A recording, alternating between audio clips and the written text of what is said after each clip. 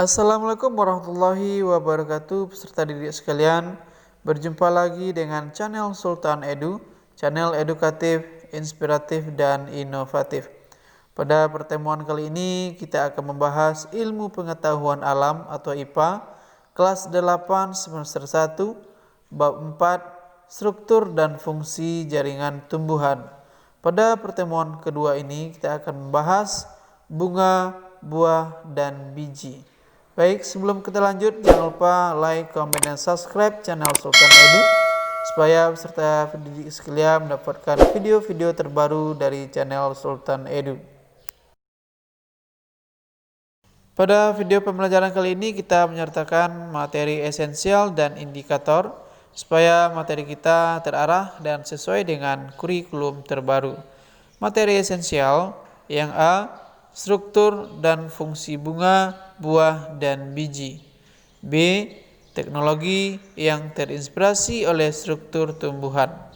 Indikatornya yang A, menganalisis struktur dan fungsi bunga, buah, dan biji. B, menganalisis teknologi yang terinspirasi oleh struktur tumbuhan. Karena video ini adalah lanjutan dari video sebelumnya, maka kita langsung membahas nomor 4, yaitu bunga. Bunga merupakan alat perkembangbiakan secara generatif yang dijumpai pada tumbuhan biji tertutup atau Angiospermae. Pada tumbuhan biji terbuka, Gymnospermae disebut dengan strobilus.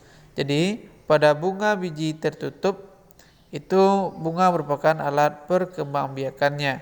Sedangkan pada tumbuhan Gymnosperm atau biji terbuka, perkembangbiakannya disebut dengan strobilus. Yang A, bagian-bagian bunga. Yang pertama, perhiasan bunga. Perhiasan bunga terdiri atas kelopak bunga dan mahkota bunga. Kelopak bunga berfungsi untuk melindungi bagian-bagian bunga ketika masih kuncup. Bisa peserta didik perhatikan, bagian kelopak bunga itu adalah bagian yang di bawah.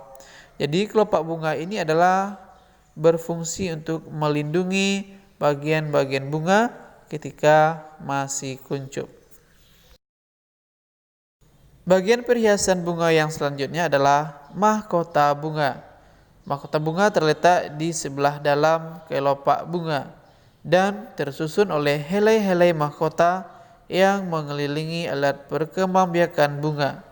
Pada umumnya, mahkota bunga memiliki warna yang mencolok dan menarik serta berbau khas, supaya serangga, hewan-hewan lainnya itu bisa mendekati bunga untuk membantu penyerbukan. Fungsi mahkota bunga adalah untuk menarik perhatian serangga atau hewan lainnya yang membantu proses penyerbukan. Jadi, yang dikatakan mahkota bunga itu adalah bagian yang memiliki warna mencolok atau yang memiliki bau khas. Mahkota bunga itu disebut juga dengan korola bunga. Yang kedua, alat perkembangbiakan. Alat perkembangbiakan bunga terdiri atas benang sari dan putik. Benang sari merupakan alat kelamin jantan yang terdiri atas kepala sari dan tangkai sari. Kepala sari yang telah dewasa atau masak dapat dibedakan menjadi kotak sari dan benang sari atau serbuk sari. Serbuk sari mengandung sel-sel kelamin jantan. Jadi pada gambar bisa peserta didik perhatikan, yang B itu adalah benang sari. Putik merupakan alat kelamin betina, terdiri atas kepala putik dan tangkai putik, dan bakal buah. Di dalam bakal buah terdapat 1 atau 2 bakal biji. Jadi putih ini adalah pada gambar itu nomor A ya. Jadi ketika serangga atau hewan lainnya menghisap madu bunga, maka serbuk sari atau benang-benang sari akan disebar atau akan disemai oleh serangga tersebut, sehingga serangga atau hewan lainnya dapat membantu proses penyerbukan pada bunga. Yang B, macam-macam bunga. Berdasarkan kelengkapan bagian-bagiannya, bunga dapat dibedakan menjadi dua macam. Yang pertama, bunga lengkap. Bunga lengkap adalah bunga yang memiliki kelopak bunga, mahkota bunga, benang sari, dan putik. Contohnya adalah bunga mawar, bunga melati, dan lain-lain. Seperti gambar di samping, itu adalah contoh dari bunga lengkap ya. Ada bunga bakung, bunga kembang sepatu. Jadi bunga lengkap itu adalah bunga yang memiliki kelopak bunga, mahkota bunga, benang sari, dan putik. Yang kedua adalah bunga tak lengkap. Bunga tak lengkap adalah bunga yang tidak memiliki satu atau beberapa bagian-bagian bunga. Misalnya bunga tersebut tidak memiliki kelopak bunga atau tidak memiliki mahkota bunga ya. Contohnya bunga salak dan bunga kelapa. Di samping itu adalah contoh bunga lengkap dan bunga tak lengkap. Jadi bunga tak lengkap itu contoh lainnya adalah bunga kemboja dan bunga kelapa. Yang kelima, buah. Pada umumnya buah berkembang biak dari bagian alat kelamin betina atau putik yang disebut bakal buah yang mengandung bakal biji. Yang A, bagian-bagian buah. Buah yang lengkap tersusun atas biji, daging buah, dan kulit buah. Kulit buah yang masih muda belum mengalami pemisahan jaringan.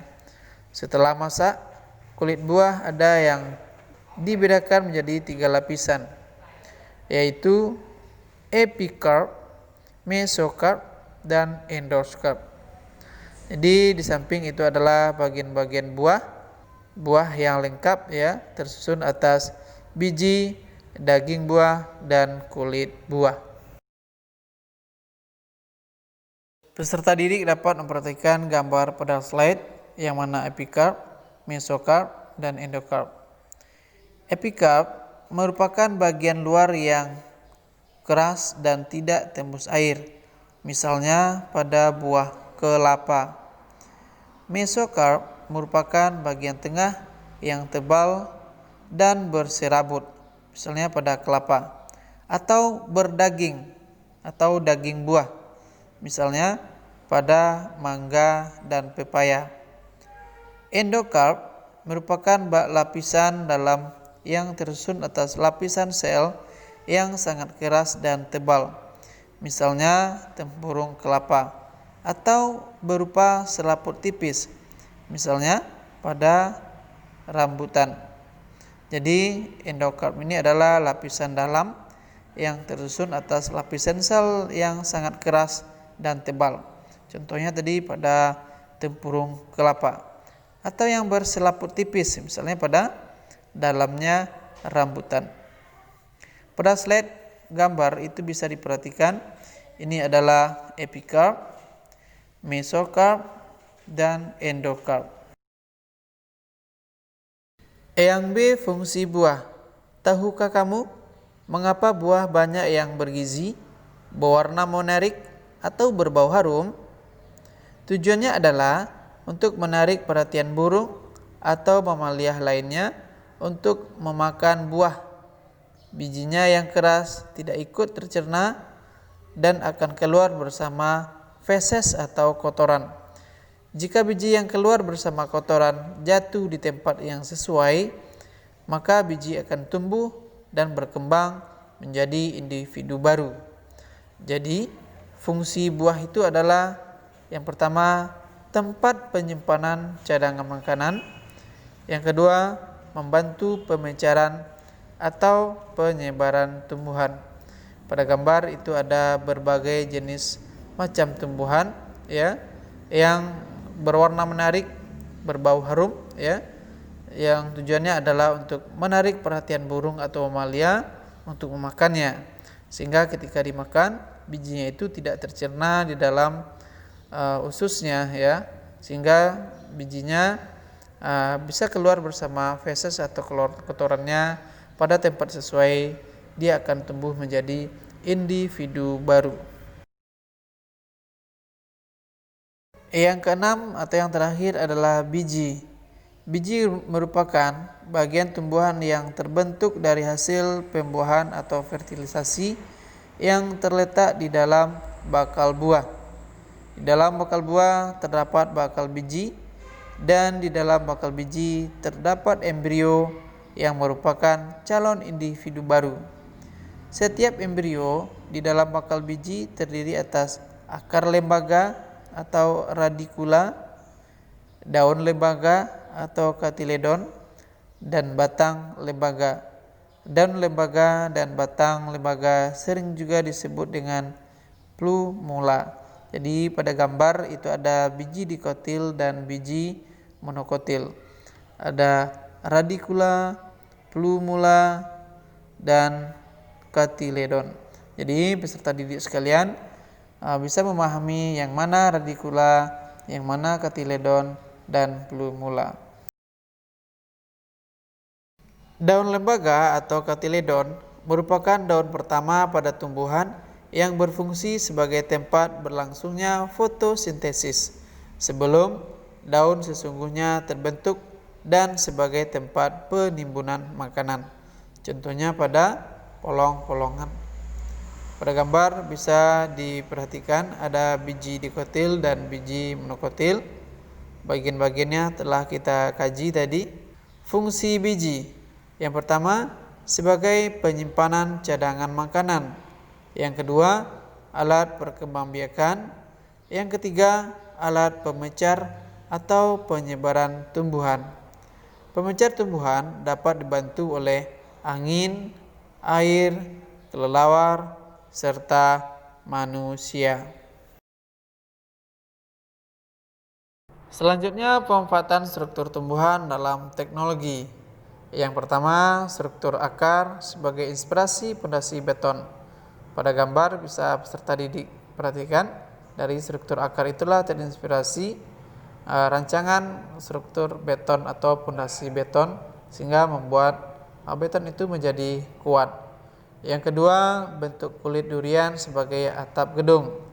Pada gambar juga bisa peserta diperhatikan, dari bentuk kulit durian terinspirasi menjadi atap gedung.